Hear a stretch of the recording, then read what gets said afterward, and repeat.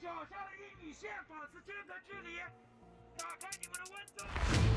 여러분 안녕하세요. 이철입니다. 저는 중금융이라는 인터넷 미디어에 매월 그 전달에 있었던 중국의 경제지표, 특히 PMI를 위주로 해서 소개를 드리고 있습니다. 중국의 이런 지표를 계속 모니터링 하실 분은 아래 제가 링크를 달아 놓을 테니까요.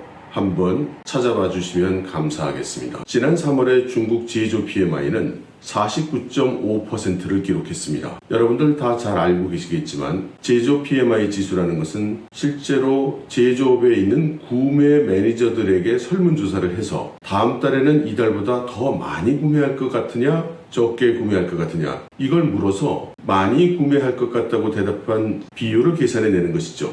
따라서 이 제조 PMI라는 것은 50을 넘으면 다음 달에는 많은 제조업에서 더 많은 물건을 구매한다는 뜻이 되고 경기가 호전될 것이라는 그런 선행지수의 성격을 가집니다. 그리고 중국 정부는 지난 팬데믹에도 불구하고 지속적으로 중국의 PMI는 언제나 50 이상, 그러니까 계속 좋아지고 있다고 그렇게 발표를 해왔습니다. 물론 중간중간에 50에 미달하는 그런 달도 있었죠. 그리고 지난 3월이 바로 50에 미달했던 그런 달입니다. 하지만 이번 달에 좀 특기할 만한 사항은 중국의 PMI 발표는 그렇게 큰 뉴스가 되지를 않는데 이번에는 여러 세계적인 미디어에서 이 중국의 제조 PMI가 50에 미달했다는 것을 큰 뉴스로 다뤘다는 것입니다. 그것은 아마도 우크라이나 전쟁으로 인해서 러시아에 대한 경제 제재가 가해지고 있는 이 상황에서 러시아가 매달릴 곳은 중국밖에 없고 그렇기 때문에 중국의 경제 상황이 어떠냐 여기에 대해서 많은 국가들이 관심을 기울이게 됐기 때문으로 생각이 됩니다. 그리고 또 하나의 변화는 이 제조 PMI는 대기업, 중기업, 소기업 이렇게 기업의 규모별로도 나누어서 지표를 보고 있는데요. 이번 3월에는 대기업은 51.3%로 50을 넘었지만 중기업은 48.5%였고 소기업은 46.6%였습니다. 이게 뭐 특별한가? 예, 사실은 조금 특별합니다. 왜냐하면 팬데믹 이후 중국 정부가 발표해온 이 제조 PMI는 대기업의 경우 언제나 50을 상회하는 수준이 발표가 되었고 중기업의 경우도 50 미만의 숫자가 발표된 적은 거의 없었기 때문입니다. 그리고 소기업이 가끔 50 미만을 나타냈었는데 이제 소기업과 중기업이 모두 50 미만을 나타냈다는 거죠. 더구나 중국 정부의 경우에는 대기업 PMI 조사 시에 조사 대상 기업이 대부분 국유기업으로 알려져 있기 때문에 이것을 조금 비관적으로 해석을 하면 국유 대기업을 제외하고 중견기업이나 소기업은 지금 상당한 경기 압박을 겪고 있다. 이렇게 해석할 수도 있게 되는 것이죠. 이 제조 PMI의 하부 지표들을 살펴보면 생산지수도 49.5%로 임계치 50에 미달했고 선행지수라고 할 수 있는 신규 오더 지수도 48.8%, 원자재 재고 지수 47.3%, 협력업체 배송 시간 지수는 46.5% 이렇게 모두 50에 미달했습니다. 그리고 제가 가장 관심을 기울이고 지켜보고 있는 하부 지표 종업원 지수의 경우에는 48.6%였습니다.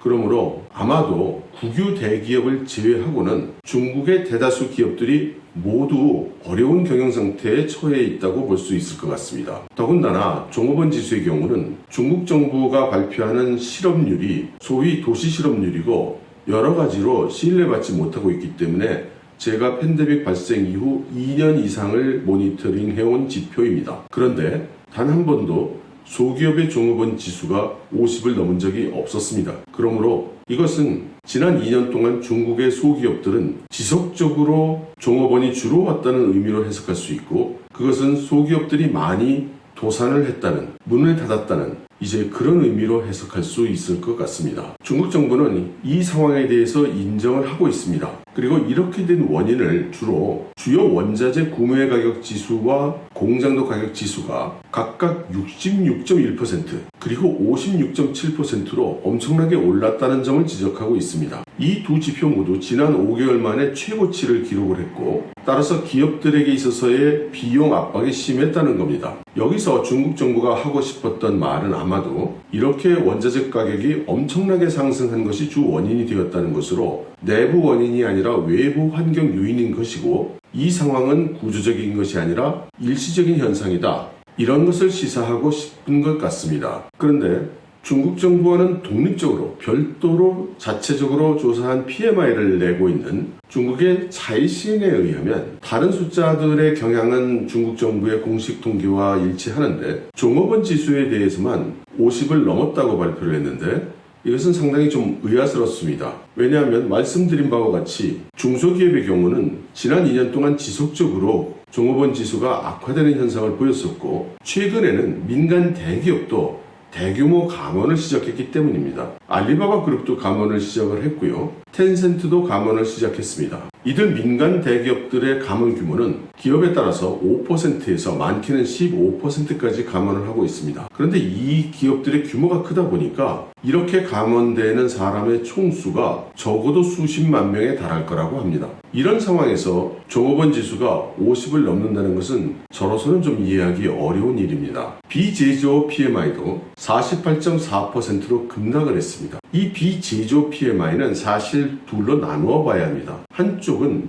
건설 토목 분야가 있고요. 다른 한쪽은 서비스업 분야가 있습니다. 그런데 건축 토목 분야는 중국 지방정부들이 대규모 인프라 투자를 해서 의도적으로 경기 부양을 하는 그런 섹터죠. 반면에 서비스업 지수는 대부분 유통이라든가 소매업이라든가 요식업이라든가 숙박업이라든가 이런 것들인데 대부분 민간 중소기업들이 하는 그런 품목입니다. 그러다 보니 지난 팬데믹 기간 동안을 살펴보면 언제나 건설 토목 쪽은 지표가 우량하고 서비스 업종 쪽은 지표가 열악한 이제 그런 모습을 보여왔습니다. 아무튼 이 비제조업 영역의 비즈니스 활동 지수가 20%포인트 이상 급락을 했습니다. 그런데 말씀드린 대로 건설 토목 쪽하고 서비스 쪽으로 이렇게 나눠서 보면 건설 토목 쪽이 58.1%로 상당히 높게 나왔습니다. 그런데 민간 위주인 서비스 산업 쪽은 46.7%로 매우 낮은 숫자가 나왔죠. 하부 지표를 살펴보면 신규 오더 지수가 45.7%, 그러니까 다음 달도 낙관할 수 없는 거죠. 투입품 가격 지수는 55.9%,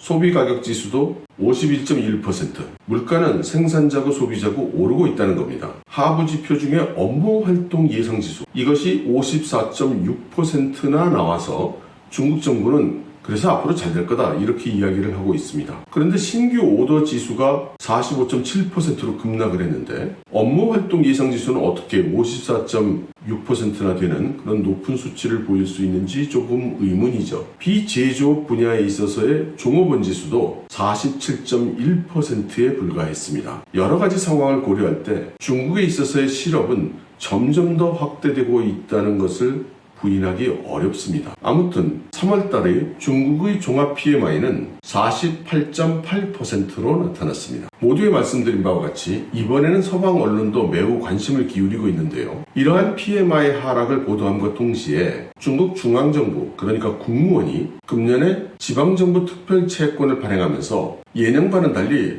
시기적으로 엄청 땡겨서 채권을 발행하고 있다면서 말하자면 뭔가 좀 불안하다, 이제 이런 논조로 보도를 하고 있습니다. 영국의 파이낸셜 타임즈 같은 경우에는 중국의 제조 및 서비스 분야의 이런 활동이 거의 2년 만에 처음으로 이렇게 위축이 된 것은 중국 정부의 엄격한 방역 대책 때문일 것이다, 이렇게 해석을 하고 있습니다. 과연 그럴까요? 사실 작년 같은 경우에는 중국의 방역 정책이 상당히 긍정적으로 작용을 해서 다른 나라들이 어려운 시기를 보낼 때 중국은 혼자 수출 증가와 높은 경제 성장을 이루었습니다. 그리고 중국 정부의 방역 정책은 전혀 바뀐 것이 없죠.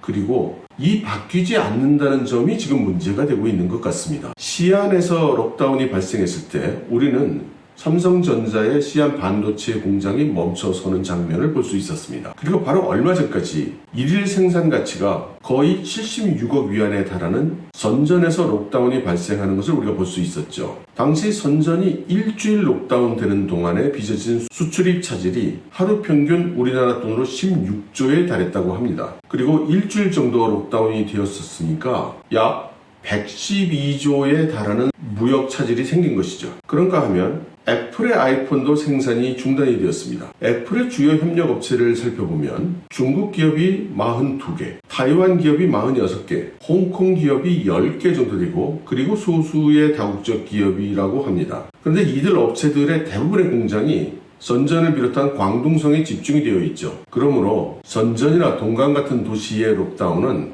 광둥성에 퍼져 있는 글로벌 전자 업체들의 생산 기지에도 큰 영향을 주는 것입니다. 따라서 중국 한 나라의 상황이 아니라 글로벌 경제에도 큰 영향을 미친다고 할 수 있죠. 여기에 중국 당국은 소위 임시병원, 황창유엔을 대규모로 준비를 하면서 의료진들을 또 총동원을 해버렸기 때문에 이제 남아있는 병원들이 제대로 운영을 못하는 이제 그런 상태에 돌입했다고 합니다. 동시에 다수의 요양병원에서 노인들을 비롯해서 그곳에서 일하는 의료진들까지 모두 지금 감염이 되는 사태가 나오고 있다는 그런 뉴스도 나오고 있습니다. 이제 코로나는 중국 전역에 이 20개가 넘는 지역으로 확산이 돼 있고 또 오미크론과 스텔스 오미크론이 퍼지면서 사실상 방어는 가능할 것 같지 않다는 의견이 점점 커지고 있습니다. 게다가 지금 해외에서는 또 새로운 변이가 발생된 것이 보고되었죠. 그리고 중국 내에서도 새로운 변이가 보고되었습니다. 이러한 상황은 금년 중국 경제에 대해서 조금도 안심할 수 없는 그런 상황이 돼가고 있어 보입니다. 그리고 이렇게 진행이 됐다가는 큰일 나겠다는 위기감을 중국 정부도 가진 것 같고 현재 리커창 총리를 비롯한 중앙정부의 정책팀이 새로운 방책을 찾기 위해서 부심하고 있다는 소식도 전해지고 있습니다. 일전에 말씀드렸다시피 중국 정부의 방역 정책은